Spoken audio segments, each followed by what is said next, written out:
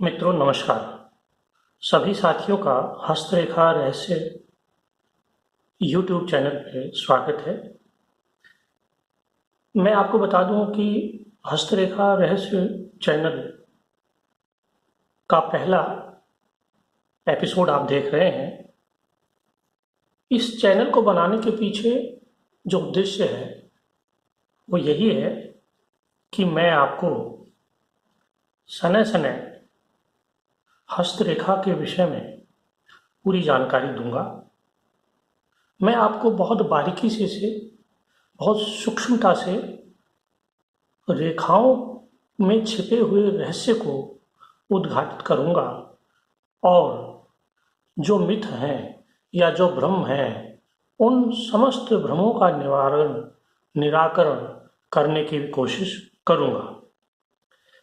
कुछ लोग निसंदेह ऐसे हैं जिनको हस्तरेखा, ज्योतिष या अंक शास्त्र का पूरा ज्ञान नहीं है, लेकिन वे गाल बजाते रहते हैं और अपनी आजीविका आजीविका के रूप में इनका इस्तेमाल करके लोगों को डर और भय में डाल देते हैं। मैं आपको विभिन्न वीडियो के माध्यम से ये सिखाऊंगा कि आप स्वयं इतने पारंगत हो जाएं कि रेखाओं को पढ़ सकें, जान सकें, समझ सकें और दूसरों की भी मदद कर सकें। आज के इस एपिसोड में मैं मुख्य रूप से सामान्य जो सभी के हाथ में होता है, तकरीबन 99.9% जो रेखाएं सभी के हाथ में होती हैं, उन रेखाओं के विषय में मैं बात करूंगा। देखिए, आपके सामने ये हाथ है। सबसे पहले तो हम ये जान लें कि हमारे हाथ के अंदर जो अंगूठा है और जो उंगलियां हैं उनके क्या क्या नाम हैं। अगर हम दाहिने हाथ को देखें तो दाहिने हाथ को जब आप अपने सामने खोल लीजिए, जैसे खुला हुआ है आपके सामने, और एंटी क्लॉकवाइज आप इनके नाम देखिए। सबसे पहले आपको ये अंगूठा या अंगुष्ठ इसे कहते हैं। इसके बाद एंटी क्लॉकवाइज जब आप आएंगे तो पहली जो उंगली है वो उंगली तर्जनी उंगली कहलाती है। ये तर्जनी उंगली है। इसके ठीक आगे मध्यमा है। इसे मध्यमा इसलिए कहते हैं, देखिए आप, कि दो इधर हैं और दो ही इधर हैं, ये बीच में है, मध्यम में है, इसलिए ये मध्यमा है। हम और आगे बढ़ते हैं तो ये अनामिका उंगली है, इसे अनामिका कहते हैं। और आगे बढ़ते हैं तो कनिष्ठिका है, जिसे हम देसी भाषा में चितली उंगली भी बोलते हैं। और ये जो हिस्सा है ये हथेली कहलाता है। तो ये तो आपको पता ही है। इसलिए सबसे पहले हमें अंगूठा, तर्जनी, मध्यमा, अनामिका और कनिष्ठिका, ये उंगलियों के नाम हो गए। मुख्य रूप से इन उंगलियों के बिल्कुल आखिरी में कुछ मांसल गद्दीदार उभरे हुए आपको कुछ क्षेत्र दिखाई देंगे।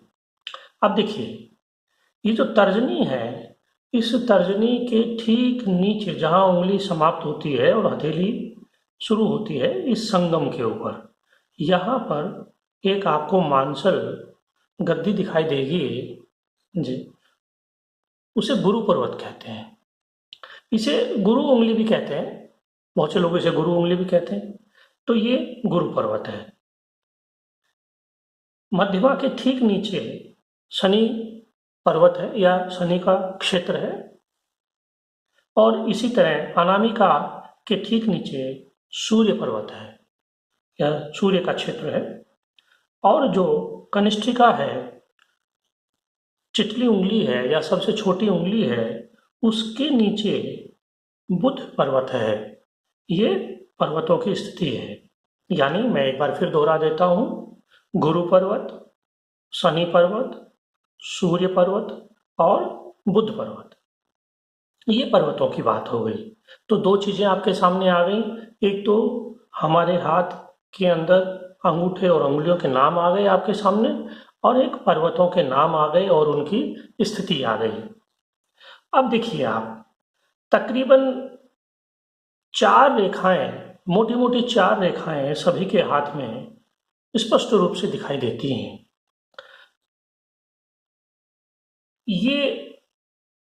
ये देखिए, अब आप अंगूठे के ठीक नीचे से ये शुक्र पर्वत है। ये जो अंगूठे के ठीक नीचे जो गद्दीदार बड़ा उभरा हुआ क्षेत्र आपको दिखाई देगा, ये शुक्र पर्वत है। इससे थोड़ा सा जब हम आगे चलेंगे तो वहां पर एक रेखा इस तरह से चाप में या तिरछे रूप में आपको दिखाई देगी।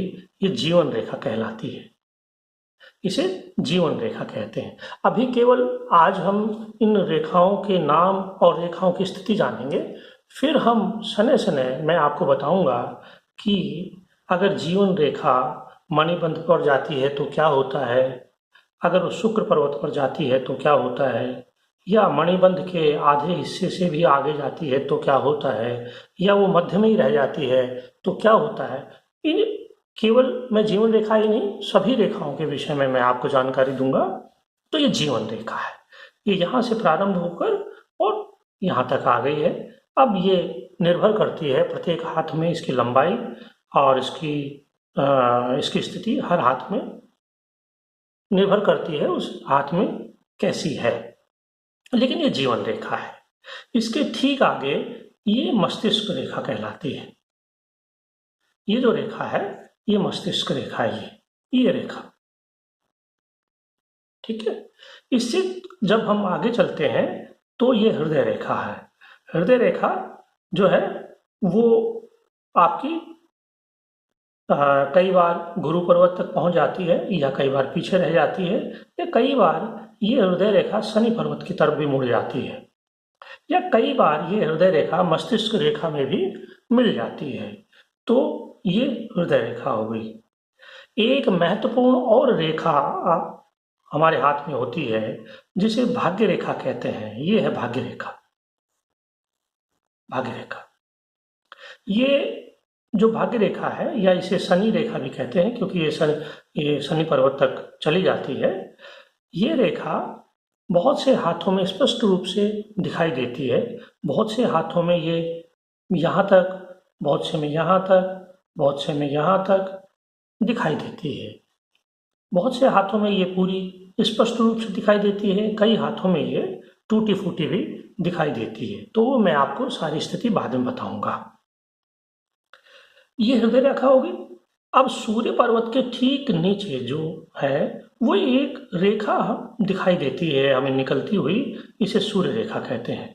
यह सूर्य रेखा कई बार बहुत लंबी होकर आगे तक पहुंच जाती है। कई बार ये भाग्य रेखा में मिल जाती है, कई बार ये बहुत छोटी होती है। तो इसका उसी तरह से प्रभाव होता है जितनी इसकी लंबाई होती है।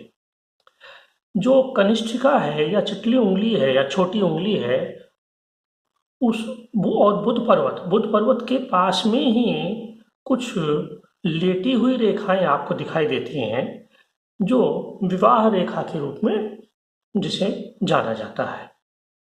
इसी तरह से हमारे हाथ में या बहुत से हाथों में एक रेखा और मिलती है जो भाग्य रेखा से या चंद्र पर्वत से प्रारंभ होकर और बुध पर्वत तक चली जाती है, या उसके थोड़ा पीछे रह जाती है। इस रेखा को स्वास्थ्य रेखा या व्यापार रेखा भी कहते हैं। तो मोटे मोटे रूप में आज हम जो देख रहे हैं वो एक तो जीवन रेखा हो गई जो तिरछी होती है, अंगूठे के बिल्कुल पास में पहले वाली रेखा, अंगूठे के ठीक पास में पहले वाली रेखा जीवन रेखा। इससे अगली हुई जो रेखा है वो मस्तिष्क रेखा, और उससे जो अगली है वो हृदय रेखा। ये 3 जो रेखाएं हैं ये है जीवन रेखा, मस्तिष्क रेखा और हृदय रेखा। इसके बाद में हथेली के बीचों बीच में जो रेखा आपको दिखाई देती है या इधर उधर भी दिखाई दे, बीचों बीच नहीं होकर कई बार ऊपर कई बार नीचे भी हो जाती है, ये भाग्य रेखा है या इसे शनि रेखा भी कहते हैं। और सूर्य पर्वत के ठीक नीचे एक रेखा निकलती है, उसे सूर्य रेखा कहते हैं। और बुध पर्वत से एक रेखा निकलती है, या यूं कहें कि भाग्य रेखा से या मस्तिष्क रेखा से बुध पर्वत की ओर एक रेखा जाती है, जिसे स्वास्थ्य रेखा या व्यापार रेखा कहते हैं। कनिष्ठिका के ठीक नीचे बुध पर्वत के समाप्त होने पर या उसके बिल्कुल पास में सटे हुए होने पर हमें तिरछी रेखा, पड़ी हुई रेखा दिखाई देती है, जो विवाह रेखा के रूप में होती है।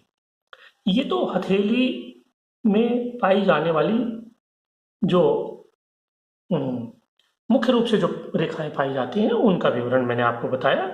अब जहाँ पर ये हथेली समाप्त होती है और हमारा हाथ जहाँ प्रारंभ होता है, जिसे कलाई कहते हैं, वहाँ पर कुछ इस तरह की रेखाएं हैं, जो कुछ ये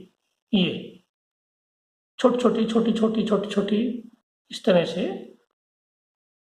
तरह से बनी हुई, और ये इस तरह से बनी हुई ये रेखाएं हमें दिखाई देती हैं। ये मणिबंध कहलाता है। ये जो रेखाएं हैं ये मणिबंध है। ये बहुत से हाथों में एक आपको दिखाई देगी, किसी में 2 दिखाई देंगी, किसी में 3 दिखाई देंगी, किसी में 4 दिखाई देंगी, किसी में ये गांठदार दिखाई देंगी, किसी में ये सामान्य रूप से दिखाई देंगी। अब इन सब का जो प्रतिफल है वो अलग अलग है। ये हम अगले एपिसोड में बहुत गहराई से, बहुत सूक्ष्मता से हम इसका अध्ययन करेंगे, और मैं आपको सारी चीज़ें बहुत स्पष्ट रूप से और बहुत विस्तृत रूप से, बहुत विस्तार से मैं आपको बताऊंगा। एक रिक्वेस्ट मैं आपसे ज़रूर करूंगा कि हमारा जो ये चैनल है हस्तरेखा रहस्य, इसको आप सब्सक्राइब करिए, और जो बेल की घंटी नीचे है उसे आप दबा दीजिए, ताकि मेरे आने वाले वीडियो आप तक पहुँचें। और आप हस्तरेखा का जो रहस्य है, या हस्तरेखा है क्या, ये विज्ञान है क्या, आज के इस युग में हमारी रेखाएं क्या बोलती हैं, उनका क्या महत्व है और क्या स्थिति है, उनको आप जान सकें। मुझे उम्मीद है कि आप इस चैनल को अवश्य सब्सक्राइब करेंगे और अपने सभी मित्रों को, अपने सभी चाहने वालों को ज़रूर इसका लिंक शेयर करेंगे और बताएंगे, ताकि अधिक से अधिक लोग हस्तरेखा के ज्ञान को प्राप्त कर सकें, जान सकें, और खुद ही स्वयं ही अपनी रेखाओं को देख सकें, किसी के बहकावे में, किसी के छलावे में न आ जाए, और दूसरे का भी हाथ देखकर वो सही और सटीक जानकारी दे सकें। आज के लिए बस इतना ही। धन्यवाद मित्रों, अगले एपिसोड में मिलते हैं। नमस्कार।